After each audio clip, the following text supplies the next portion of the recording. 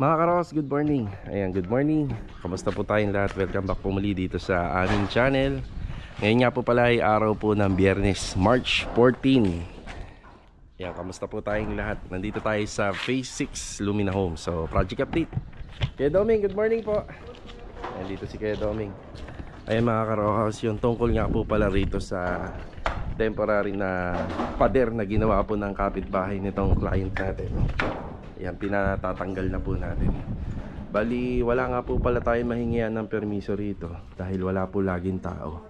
So, gumawa na lang ako ng konting video na kahit papano makakatulong po sa atin kapag nandito na po yung may-ari. So, ito po ay nagsilbing temporary na pader po ng kabila. Ngayon, kailangan po natin siyang tanggalin kasi magle-layout tayo. Halos tama naman po yung hatian natin, wala namang problema at kaso doon sa ginawa nating hatian kasi as per plan yung sinusunod natin. Ngayon naman, kaya kailangan natin tanggalin to, mag-aasintada na po kami. Hindi naman po kasi pwedeng yan ang gagamitin natin na salo ng ating poste kapag nagbuhos. Lulundo po yan, mauubos yung halo natin. Tapos syempre, pag yung asintada natin na hollow blocks, kapag naiangat na natin, kailangan po natin palitadahan to. Kung meron ganito, hindi natin mapapalitadahan. Ayan na, iingatan natin yung temporary na ginawa na pader nitong kabilang unit. Then buo natin tatanggalin yan, ilalagay muna natin sa gilid. So kapag ito ay nataas na namin, siguro no need na to. Hindi niya na kailangan to kasi kaya nga niya ginawa yan kasi wala pang bakod. Ngayon, pag natapos namin ang lahat ng to, napalitadahan natin, na waterproofing natin, ibabalik uli natin yan. So pwede naman yan. So ito yung isang issue. So medyo pag may nabutan tayo na ganito, actually nung inocular ko to at nag-send na ako ng contract sa may-ari, wala pa to eh. Pero nung nagkapirmahan kami, biglang nagkaroon ng ganito. Isipin nyo na lang, madadagdag to sa trabaho namin. Ayan o, inuuna namin to imbis na itatrabaho na kami dito. Okay, ito na nga po pala yung mga nagawa. So pagdating po doon sa biga, yung forma, ang ginawa na po namin asintada ng hollow blocks. Yan, mas maganda na po yan kaysa doon sa forma. Kasi pag yung forma ginamit natin dyan, so magkano yung pinulik board, coconut lumber, pag yun ang ginamit natin dyan, hindi pa natin basta-basta matatanggal. So yung hollow blocks, permanent na po yun. Yan. Pati ito, para maganda po yung buhos. Pati dyan. Yan, unti-unti na nilang tinatanggal. Sinabihan ko naman sila na iingatan lang. Iingatan lang po talaga. Dito si Master Jojo. Good morning, Master Jo. Good morning. Yan, sa layout muna kami. Tapos yung ibang part dito ng excavation na ginawa po nila Kuya Chris, pinalalaliman pa po natin ng konti. Yan. Kasi yung iba dito natambakan na ng lupa. Yan, unti-unti na yata nilang matatanggal. Nakaangat na.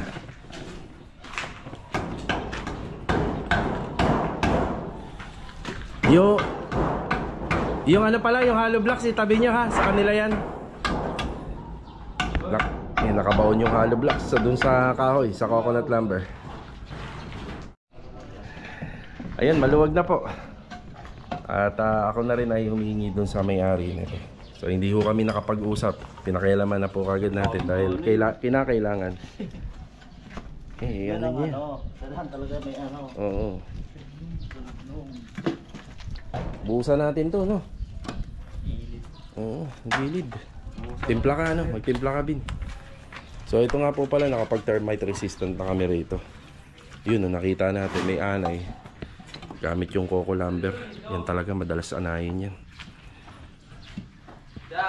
Ayan na. Ayan, sa hagdanan daw. Ito. Yan, bati muna tayo. Kuya Richard, good morning po. Good morning. Yan, Marvin, good morning. Good morning. Kay Rusty, good morning. Good morning.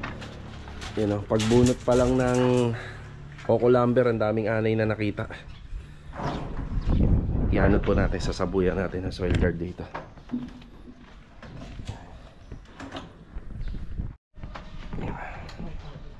May tao pala, no, Kuya Richard. Ayun mga karos, may tao pala. Ayun, nakapag-usap na po kami. Yan, maraming salamat kay sir, madaling kausap. Yan, mabait. Yan na. Buti na lang, may ano na, buti na lang meron ng buhos. Ayun na, tig pa tayong madapad. Dulas tayo. So ito na. Tadtarin mo Bin para sure ball. Ayun na. May tao pala, Jo. Kaya nga.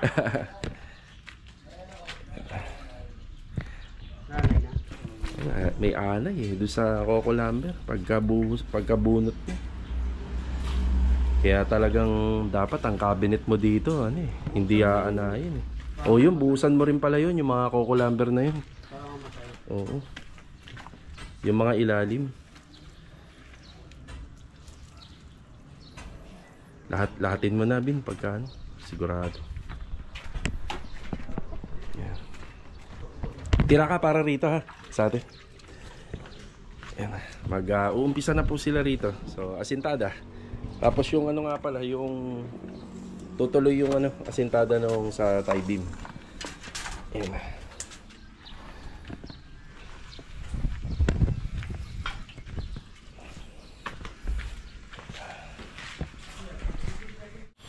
Nandito naman tayo sa kabilang project. Ayan, bali day 19 tayo rito. Ayan, good morning din po kila sir and ma'am. Good morning. Ito yung location namin dito. Araw-araw po eh pinapalinis ko to para maganda po sa mata. Dati tayo, Pate. Bilo, good morning. Good morning. Morning. Adonis, good morning. Good morning. Ayun, nandito si Kuya Bay, good morning po. Morning, mga. Ayan, bali bago po to syempre takluban. So, tatakluban po kasi ng ano to eh. Hard deflex, yan yung magsisilbing insulation natin. Tapos lalagyan na po ng PVC roofing. Yan, pinapaayos muna natin yung electrical. Dito nga po pala sa mga ginagawa namin, pwede naman po yung wiring ay naka-expose, nakalabas yung flexible. Pero sa amin, yan itatago po natin para maganda po siya tingnan. And para napaka-minimalist lang. Ito na yung ginagawa po nila rito. So sa diskarte, ganito yung ginawa. Pakita natin Adonis. Baka may nagtatanong kasi nito eh. Ito yung square bar, bali 12mm yan. Tapos yan yung magsisilbing towel, papunta po rito kung paano namin siya ikakabit. Ang gagawin ni Adonis dito, ipo-pull weld yan. So hindi pa yan, naka-spot pa lang. Po-pull weld, yan na yung magsisilbing towel, papasok po rito sa poste. Tapos yung poste namin, sininsil yan para may palabas yung mga rebar niya. Ayan yung mga anilyo. So dyan po natin yan pakakapitin. Tatadtarin po natin ng bakal yan para magkaroon ng suporta. Yan, para mabuhat niya to. Pero syempre, dapat ang poste natin, malalim yung hukay. As much as possible, 80 to 1 meter centimeter pababa. Tapos yung buhos niya kailangan matibay para mabuhat niya to. So hindi siya may stress. Kayang-kaya niyang buhatin yan. Sa tansya natin, ilang tubular to? Siguro mga... Yung tubular na gamit dito, pre. Parang apat na ano yan eh. 2x2. 1x3. Tapos apat na 1x3, apat na 1x1. Imagine niyo na lang kung gaano kabigat yun. Plus yung mga cylindrical pa. Yan. Dagdag na rin natin yung pintura. Nakakaano ba sa bigat yun? O, nakakadagdag din yun, di ba? O, pintura pa. Primer yan. Yung kalahating galon na gagamit dyan. Tapos yung top coat, kalahating galon. O, di isang galon din yan na dagdag na bigat. So, ayan. Ito na yung ating gate. Bali, folded gate po to. Ang opening nito ay palabas po lahat. Kasi malaki naman po yung ano niya rito. Yung pinaka sidewalk malaki naman. Iniiwasan lang natin kapag binuksan yung gate, eh dito na po lalabas. So kalahati yata nito or 3/4 ang makakain niya rito. Pag binuksan, meron pa tayo hindi nababate. Yan. Okay, Sandy, good morning po. Good morning. Yan. Baka bukas pwede na to, no kuya, no? Yan, pwede nang baklasin to. Pwede na paluwagin para schedule for plastering na. Tapos dito banda, ayan o, maalikabok, may pinagrinder tayo dyan. Yun yung magsisilbing niche ng TNB. So sa toilet and bathroom, bubutasin na po namin to. Ayan. Pagtataka kayo bakit tinanggal yung bintana, ibabalik po natin, saka ko na ipapaliwanag. May bintana po to, babalik natin.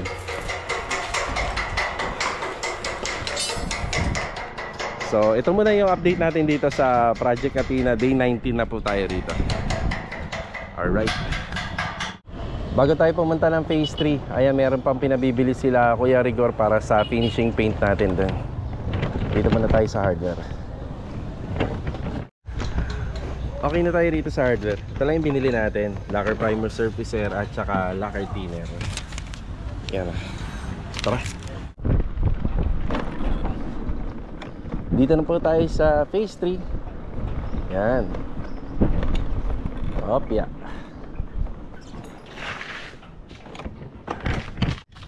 Ito bali pahabol. Itong mga materyales, kapag gumagamit po tayo ng mga lacquer type, laging merong lacquer thinner. Tapos itong lacquer primer surfacer, ito yung pang-primer natin sa mga plywood, sa mga kahoy. Kung duko. Ayan, kung duko siya. Kuya Philip, good morning. Good morning! Yeah, good morning kay Kuya Philip. Morning. Very good, ito yung materyales na chat mo. Oh, boss. Ito na. Very good, good morning po. Morning, boss. Yan na.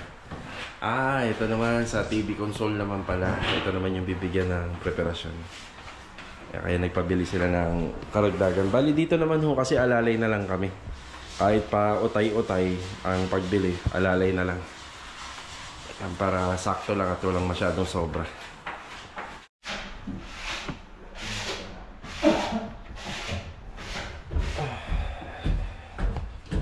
Yan, dito sa taas. Master Dindo, good morning po. Good morning! Yan na. Kamusta naman yung sa laylayan, kuya? Aba, ayos din, no? Okay, yung laylayan, ito yung tinutukoy namin. Yun, no? Ganda. Ganda rito, kuya. Ayos. Ito, nalipat na ni Kuya Dindo. Yan. Susi sa kabila. Phase 1. Sa kabila. Thank you. Cabinet. Ayan o, solid na rin. Kung may mapapansin po yung mga viewers natin tungkol dito sa data cabinet na ginawa po nung nag-install, ito po ay ipinakabit po natin na standard po kasi sa kanila talaga to. Ngayon, pag nandito na yung may-ari, gusto ko sana makita muna nila. Ngayon, sila na lang po yung magbibigay ng suggestion sa atin. Baka meron silang ipapagawa pa. Pero ang ano ko rito, ang suggestion ko para madali na lang, magpalagay na lang po ng aluminum cabinet po dyan. Tapos pababalikin na lang po natin yung gumawa po nito. Kahit bayaran na lang sa serbisyo nila para mas maganda tingnan. Pero nung time kasi na nagpakabit si ma'am sa monitor po ng CCTV, ito talaga daw yung standard. Ganito. Pero kung ako tatanungin, pwede pa magpagawa si client ng cabinet talaga, gawa sa aluminum at may isa-separate po itong mga nakalagay rito. Ang dami din, oh. So mas intact siya, mas maganda siya tingnan, tas hindi ganito kalaki ang sakop. Siguro kahit maliit lang yung sakop, pero medyo mataas. Yan, medyo mataas. Tapos include na rin po yung monitor ng TV. So pag sa monitor ng TV, kailangan medyo nakakahinga ng konti. Kasi pwede naman to patayin eh. Bubuksan lang kapag kinakailangan na makita yung recording. So pwede naman na ganun. Ayan. Napakalinis na po mga karohos. Sobrang linis na rito. Sa nakikita ko, bukas pwede nang iakyat yung ano rito. Yung kama. Ayan. So ito. Kaya Dindo, lagi lang tayong meron nito, ha? Basta, ikaw na magpapaalala sa akin. Lagi mong papaalala. Pero sir, pwede natin pa rin na pagka okay na. Kahit sa pin light din, ganun din, no? Kaysa sa masking tape, di ba? Di ba? Mas, mas mura, mas madali. Ang kaibahan lang ho kasi nito, ito po kasi, kapag sa renovation, ito turn over na namin. Iikutan po uli ng electrician to. Lahat to. Iikutan ng electrician. Ngayon, di syempre may inspect niya na yung mga ginawa niya rito. Double check niya. Tsaka kagandahan nito, hindi nahihirapan magpintura yung pintor. Dire-diretso. Tsaka to, mapipinturahan to. Wala na silang iiwasan dito. O, diba? Yung kisame natin. Malinis-linis na. Kaya tinawag kong Master Dindo yan si Kuya Dindo eh. Dahil isa to sa aspeto ng pintor na hindi ko makita din sa iba noon. Basta trabaho lang sila, pahid lang sila, pagagandahin lang nila yung kisame, Pagagandahin lang nila yung pader, pero pagdating sa linisan, yun ang hinahanap natin.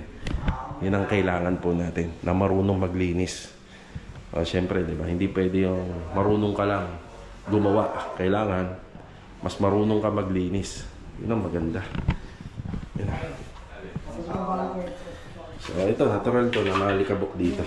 Siyempre, inuumpisahan pa lang. So, ito naman ang susundan natin. Yan, lahat yan, pababa. Yan, may natapos na tayo rito. So, ang tawag ko dito, pag kung ako tatanungin, 90%.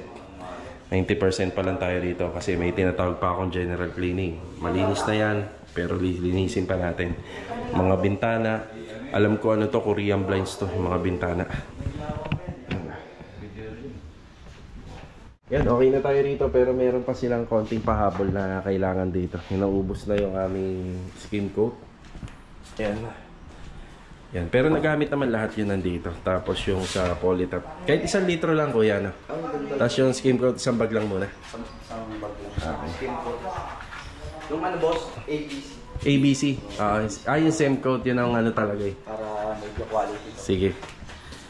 Okay, pahabol na lang yan. Pang retouch masilya. Yan na. Tayo. Let's go. So maglit muna tayo sa hardware, polytop, and skim coat. Tara. Ito na kailangan niya kuya. Skim coat at saka yung polytop. Anak ko mamaya pa to eh. Yan na, para magamit nyo na rin kagad. Thank you. Sige, sige. Ito hapon na naman mga ka-Rojas, yan after break time, yan balik tayo sa pagbibigay ng update at saka dito sa trabaho natin sa ginagawa sa mga Lumina Homes. Tapos pupunta po tayo ng Riego de Dios. Hindi muna tayo makakapunta ng Cañana, baka bukas na. Yung schedule nga po pala nung ating iba pang mga appliances sa Cañana, yung iba darating yata bukas araw ng Sabado. Tapos yung iba naman darating sa araw ng Linggo. Kaya sa Linggo, meron po tayong pasok. Siyempre, isa na rin po sa mag-aasikaso kami ni Mrs. para sa mga appliances sa Cañana. Ito, shoutout muna kay Sir Arthur, Ma'am Elena, Sir Glenn, tsaka kay Sir Anthony. Yan from Kuwait. Yan, God bless po sa inyo dyan and ingat palagi. Ayan, sa nagtatanong nga po pala, alanganin daw yung pinaano natin, pinadeliver na bubong dun sa project natin sa Phase 6. So may konti lang din akong ipapaliwanag doon, pero pagka punta na lang natin doon na lang po tayo mag-i-explain. Kasi napansin nga nila yung sa corner area, bakit daw ang haba po ng corner area, bakit napakaiksi ng mga bubong na pinadeliver natin. So let's go, tara. Eto, balik tayo sa Phase 6. Ayun yung mga poste.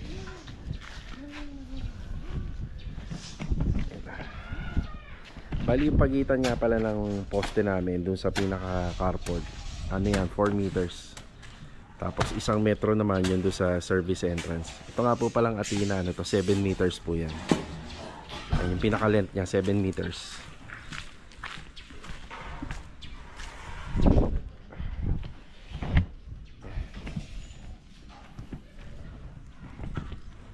Walang pinagkaiba yung ginawa po namin dun sa isang Athena project natin.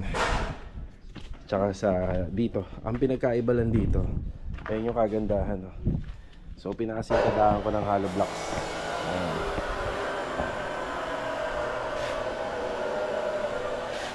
Ang pinakasintadahan natin, hindi naman ganun kagastos to kasi itong hollow blocks na to, yan, pwedeng dyan na po yan. Hindi na po natin yan tatanggalin. Or pwede rin naman natin matanggal kung sakaling mahuhugot pa, kaya kagaya nito mahuhugot pa. Pero okay na to, mas matibay to. Tsaka mas malinis yung gawa. Yung nakikita natin itong part ng may butas pa, yan yung ibabalik natin yung mga panambak pa. Yan. Yan, buhos na to. Ang kasunod nito, asintada na. Yan, tatapusin lang namin yung buhos sa tie beam. Yan yung pinaka tie beam natin, paikot yan dito. Yan. Yan, mas maganda po yan yung ganitong diskarte. Hindi na mahihirapan yung mga nagbubuhos. May pagkakataon po kasi kapag hindi nasintadahan, yung forma na ano pa, nagalaw pa, kaya yung hollow napupunta dun sa column. So may exact amount lang po kasi or volume tayo dun sa column. Mas okay na po yung ganito. Saka hindi na tayo bibili ng pamorma. Yung pamorma kasi pag hindi natin natanggal dito sa lupa, pagmumulan pa ng anay. Yan na, okay na tayo rito sa isang bagong project natin na. Maraming salamat nga rin pala kay sir, yung nakatira rito. Yan na, kanina nakapag-usap kami ng maayos. Mabait ni sir. Yan na.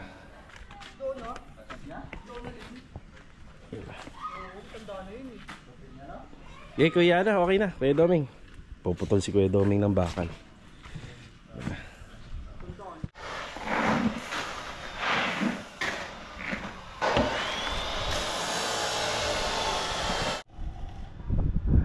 Grabe dito talaga yung sikat ng araw kapag pahapon na, di ba? Tindi oh. Kaya kailangan talaga de-aircon ka rito eh. Yan. So itong bahay po na to ay merong 3 bedroom. So meron dito sa may corner area, dito sa baba, at dalawa dun sa taas. Lahat yon ay pinalagyan ni client ng abang para sa aircon. So sasaksakan ng aircon. Tapos yung wiring nun nakatap dito sa main breaker natin. Ayan na, nakakabit na yung gate. So bago tayo pumunta sa Riego de Dios, isi-share ko kung bakit ganito yung mga sukat na dumating galing sa Tiger Shield. So ito nga po pala, ano to, yung nandito kasi tinakpan lang nila, tinakpan na nila.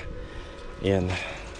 So share ko muna, ang bilang napapasok dito sa 5 meters, yan 5 meters yan sa firewall kasi nga ang length nito is 7 meters. So sa ano po, sa isang PVC roofing, hindi po siya 4 feet.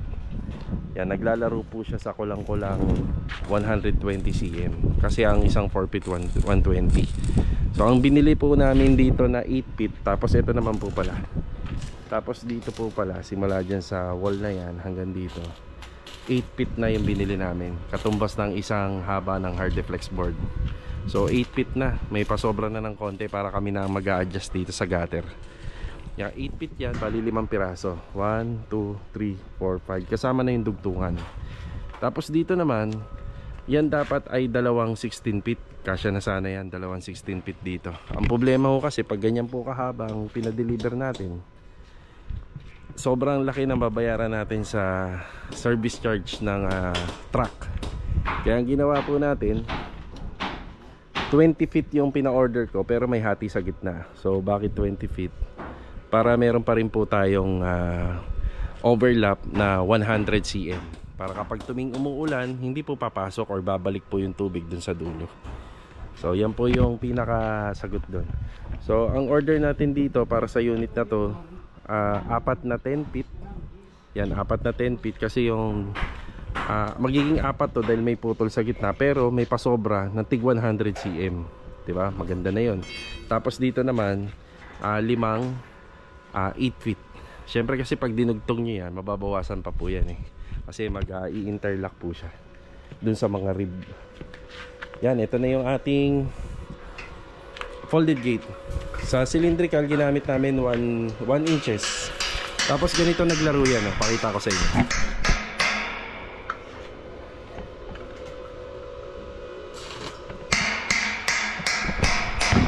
Kasi ito, nakasalo lahat. Bali dito, 3 yung sa poste, 3 yung kapit nya. Ganun din dito sa kabila. Bali doon sa connectivity ng mga folding gate, yan, tig 3 din. Yan, sa mga hinges. Yan, malapit na po nilang matapos to.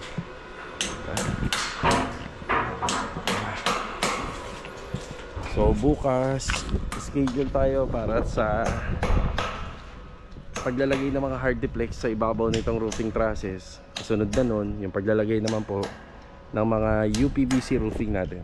Yan. Tapos flashing na.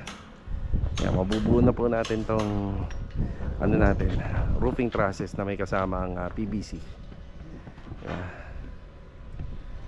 Yan, maraming salamat dun sa nag-message. Yan, shoutout po sa inyo. And God bless. Para dun sa tinatanong niya. Siyempre, nagtataka nga rin siya bakit 10 feet and 8 feet lang in order natin ang haba-haba nun, di ba? Yung part na yun. So, yun po yung sagot. So, ginagawa rin po namin yan dito sa ibang naging project namin. Dito na tayo sa Riego de Dios. Sa bandang labas nito may nagtitinda ng halo-halo at saka saging konyelo. Nabila natin sila Kuya Ruel at saka si Kuya Chris. Sa saging niyo magkano po to? 3 po. Yung isa okay lang walang asukal. Sige. Take out po. Apa take out.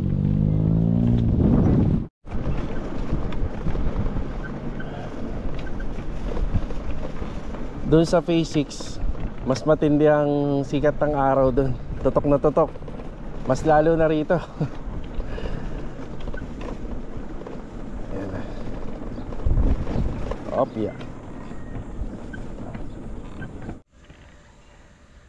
Yun lang mga karohas, hindi ko na inabutan sila Kuya Chris. Kasi kahapon nag-usap kami na kung last day na nila ngayon or bukas. Parang pinaspasan na ata nila. Yan o, hindi na natin sila inabutan. Tapos kahapon nga po pala mga karohas, ito gabundok dito. Yan nakapaghakot po si rito, sila Archie tsaka sila Daniel dito. Pero meron pa silang konting hahakutin dito kagaya rito banda o. Yan na, hindi ko lang alam bakit wala sila ngayon kasi break time na rin naman kasi baka nagmerienda sa labas. Yan o. So nakapaghakot tayo ng 2 truck kahapon. Tapos ito,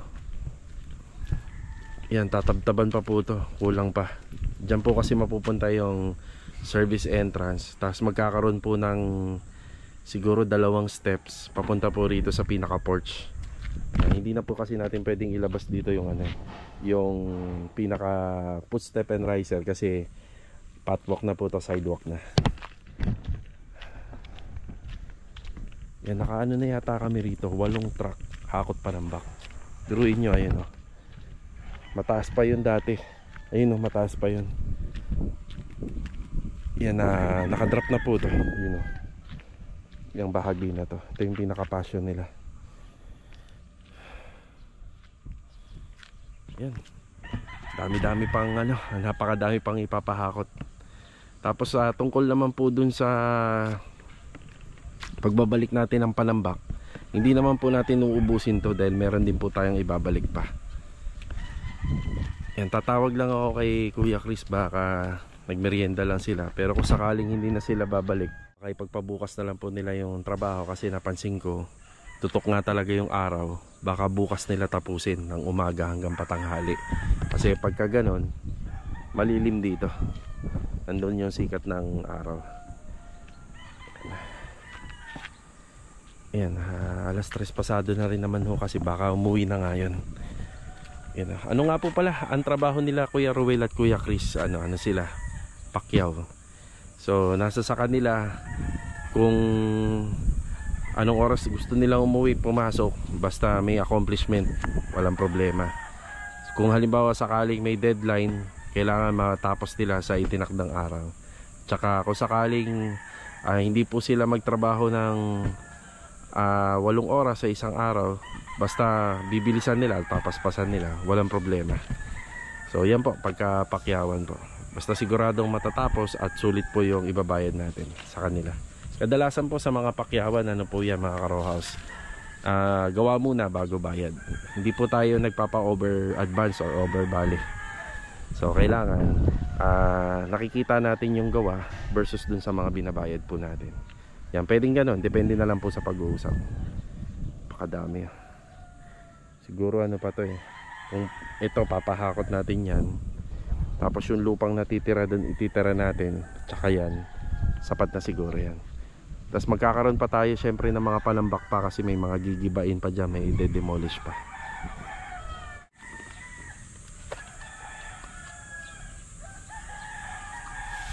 Grabe, ramdam na yung init.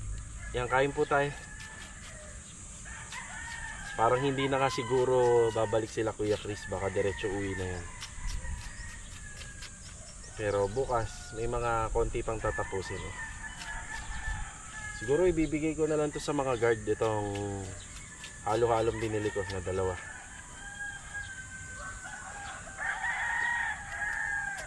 Pag dinala ko pa to sa Lumina, sigurado to na sa tindi ng init. Sarap siya kahit walang asukal.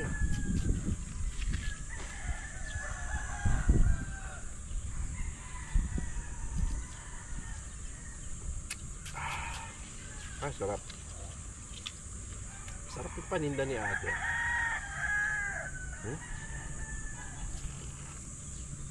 Kakaiba to ah.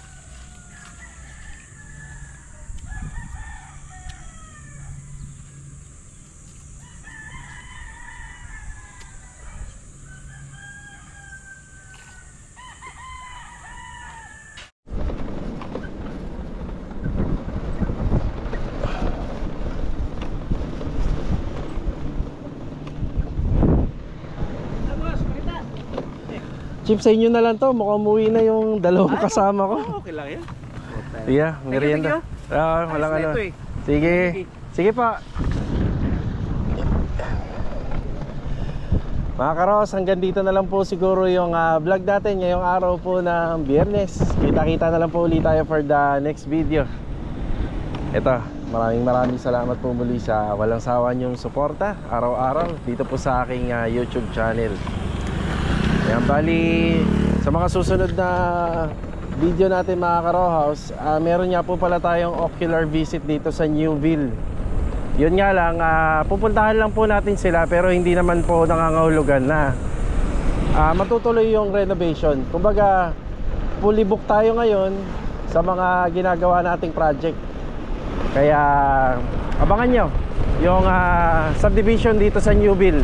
Halos katabi lang po yan ng Anyana. So, eto mga ka-Rawhouse, paalam po muna. Let's go! Tara!